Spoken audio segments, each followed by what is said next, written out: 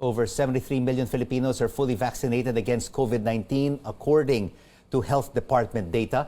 But the Marcos administration was unable to reach a target of 23 million boosted within the first 100 days. Are there updates on one of the president's priority measures surrounding the pandemic, which is the establishment of a Virology, Science and Technology Institute?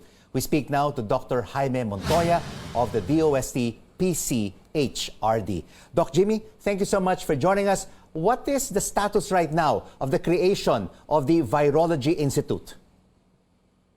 Well, as you probably would remember, the Virology Institute was passed by the lower house in the last Congress, House Bill 9559, and was passed on to the Senate. However, it wasn't able to be finished, the deliberation, with the closure of the 18th Congress. But this 19th Congress, there are currently 31 bills already filed by the lower house and 9 bills by the Senate.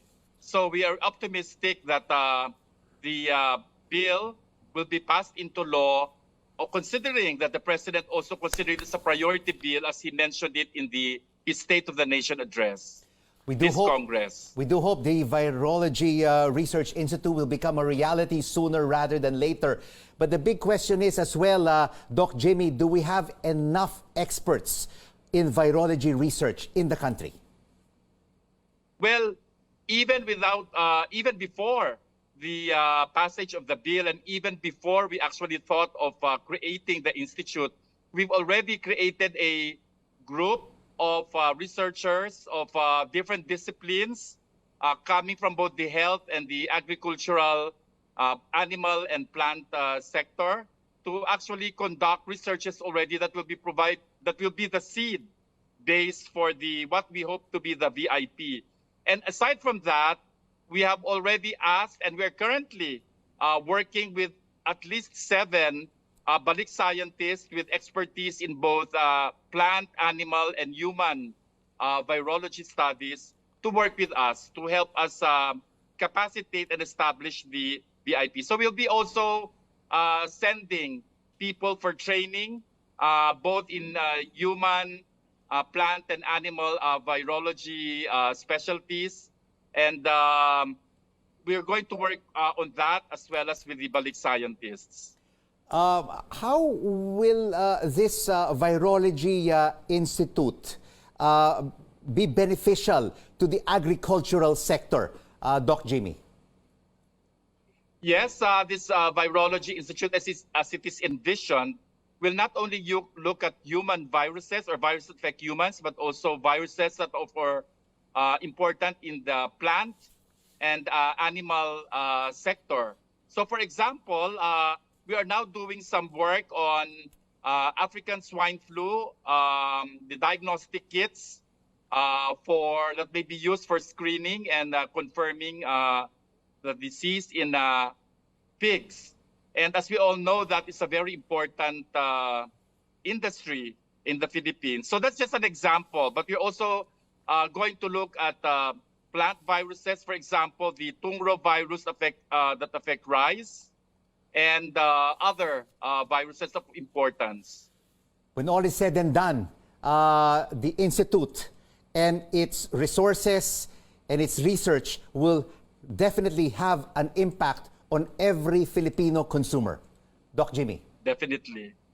Definitely. That's why we are really pushing for the creation of the Virology Institute, because it can actually help the country address in a timely manner pandemics, whether it be human viruses or even animal viruses. It's about time that we get involved in study of viruses, in particular development of vaccines that will help us respond to these emergencies. DOST has also developed a SDI Roadmap. Doc Jaime, what are some of the salient features of this roadmap? Well, it includes, of course, the acquisition of the land, which is already for the VIP, the Virology and Vaccine Institute in New Clark City. And it also involves the building of the infrastructure, the buildings, and most specifically, the creation or the establishment of the biosafety laboratory level 3 and 4, which we need to have in place in compliance with international regulations that will enable the Institute to look at all of these pathogens and viruses that are of economic, health, and environmental importance. And over the past 2.5 years, Doc Jaime, we've seen a lot of new viruses coming forward, and we really need these vaccines. We need the technology, we need the knowledge of our balik scientists and our local scientists getting their heads together, getting their brains together to come up with a vaccine that will help all Filipinos.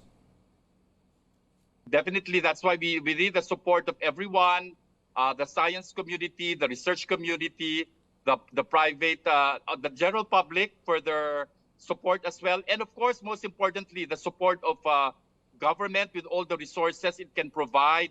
And we are appreciative of the support given and commitment given by the President, no less. Do you think the political will is there to have this thing passed, this Virology Institute, before year's end?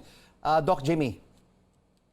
Yes, definitely there is. In fact, we've been meeting almost every day for the last week with the committees involved in the lower house.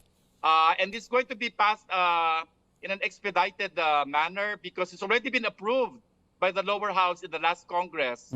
So we don't foresee any problems. We've agreed on some of the, in all of the provisions involving all of the stakeholders and the other government agencies, both in the health ministry, the agricultural ministry, and in the research ministry as well. So we're going to pass it over now to the Senate for deliberations as well. So we're very hopeful and optimistic that with the President's support and with the support of Congress and of course with the senators, because a number of them have already filed the bill, about 9 of them, we are very optimistic that we'll be able to pass it into law. Dr. Jaime Montoya of the DOST PCHRD, thank you so much for joining us.